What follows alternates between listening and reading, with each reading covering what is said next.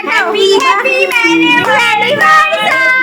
Everyone, কেমন আছো তোমরা সবাই? আশা করছি সকলেই ভালো আছো। আমি তো বেশ আছি। আজকে তোমাদের সাথে শেয়ার করব আমার শ্বশুর এন্ড শাশুড়ির 35th অ্যানিভার্সারি। মানে বুঝতে পারছো, এতটা বছর একে অপরের সাথে আস্থা নিয়ে তাদের দুজনের হাতে হাত ধরে পথ চলাটা কিন্তু কম কথা না। আর আগেকার মানুষরা না সত্যি এগুলো পারতো। যাই হোক, তোমরা এইভাবে আমাদের পাশে থাকো, এটাই আমরা সবসময় চাই। চলো এবার তোমাদের সাথে শেয়ার করি আজকের মেনু। প্রথমেই তো আমার বরের হাতের মাটন ছিল আজকে স্টফার। তাছাড়া আমার হাতে তো অনেক কিছু ছিল। মটনটা দুপুরবেলায় রান্না হয়ে গেছিল, কিন্তু আমি আর দুপুরবেলা মটন দিয়ে খাইনি, একটু দেরি হয়েছিল রান্নাটা হতে। তার জন্য ডাল আলু ভাজা দিয়েই আমার মোটামুটি দুপুরের খাওয়া হয়ে গেছিল। সাথে ছিল পেঁয়াজ কলি দিয়ে মোরলা মাছের ঝাল আর দই। তারপর সন্ধ্যাবেলা হচ্ছিল সেলিব্রেশন। আর এখন দেখো, সেলিব্রেশনের পর ঠাকুমাকে একটা, এখানে আমাদের সব সময় সব অকেশনে ঠাকুমাকে এরকম একটা মজা হয়।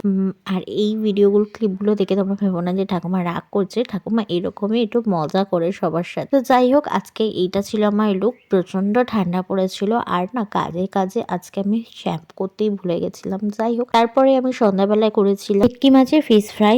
ভেটকি মাছগুলো আমি আগে থেকেই ম্যারিনেট করে রেখেছিলাম। এই রেসিপিটা অলরেডি তোমাদের দিয়ে দিয়েছি। আর ছিল তোপসে ফ্রাই। তোপসে মাছটা বেশি বড় ছিল না, ছোট ছোট সাইজেরই ছিল। তো সেগুলোকে ম্যারিনেট করে রেখেছিলাম সকালবেলা। এগুলো কি এখন বেসনে আর কর্নফ্লাওয়ার দিয়ে ভেজেছিলাম। আর ছিল চাটনি, ধনে পাতা দিয়ে একটা চাটনি করেছিলাম। মাকে বলেছিলাম একটুখানি এই হামল দিস্তায় পিষে দিতে, তবে হামল দিস্তায় সেরকম ভালো হয়নি। লাস্টে আমাকে এই মিক্সিতেই করতে হচ্ছিল। তো যাই হোক, তারপরে দেখো ফিশ ফ্রাইটা কি দারুণ হয়েছিল খেতে। আর অনেকক্ষণ ম্যারিনেট করে রাখলে না অনেক সফট হয় আর প্রচন্ড ভালো লাগে খেতে। আর দেখো, ভেতর থেকে পুরো ধোয়া বেরাচ্ছে। আর একজন দেখো খাওয়ার জন্য টানাটানি আরম্ভ করে দিয়েছে। আর আমি কাসুন্দি স্যালাড দুটোই নিয়ে নিয়েছিলাম, রায়তাও নিয়ে নিয়েছিলাম একশো। রাতের বেলাতে এই যে খাবার নিয়ে বসে পড়েছি। বেগুন ভাজা ছিল, মটন ছিল, আর ভাত, কড়াইশুঁটি রাইস, সাথে কিন্তু স্যালাডও নিয়ে নিয়েছি আর রায়তা। তো আজকে ভিডিওটা একটুখানি কেমন লাগলো অবশ্যই জানাও। ভালো লাগলে লাইক, কমেন্ট, শেয়ার, চ্যানেলকে সাবস্ক্রাইব করতে বলো না। টাটা।